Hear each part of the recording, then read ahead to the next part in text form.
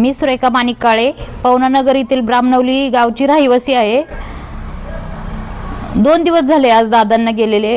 काल उठल्या पहिली सकाळी एक बातमी ऐकली तर विश्वासच बसत नव्हता का जेणेकरून असं झालं असेल, परंतु नंतर खरं विश्वास ठेवावा लागला का असं वाटलं का आपल्याच घरातलं स्वतः करता पुरुष कोणतरी गेलेलं आहे का। आज 2 दिवस झाले माझ्या घरात तरी स्वतः देवपूजा पण नाहीये किंवा मग काही असं आनंदाचं वातावरण नाहीये का जे हे वाटतंय ते वाटतंय काही करावं असं काही वाटत नाहीये। शांत एक चित्तेने बसावं, आपल्या घरातलंच कोणीतरी गमावल्यासारखं आपल्याला झालेलं आहे। बाहेर जर शांतता सगळी सुन्न झालेलं आहे।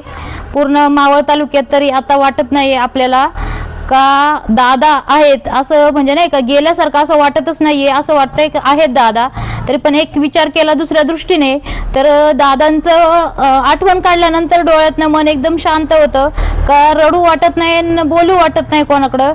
आमच्या घरात आता स्वतः तरी देवपूजा पण नाही झाली सकाळी, शिवाय मग दुधाचा चहा वगैरे काही असं हेच नाहीये। 3 दिवस तरी आम्ही स्वतः असं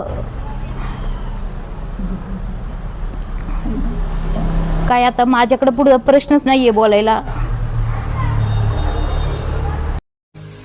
मावळ तालुक्यातील वास्तव पाहण्यासाठी मावळ सत्य लाईव्ह बुलेटिन न्यूज चॅनलला YouTube वर सबस्क्राईब करा आणि बेल आयकॉन प्रेस करा।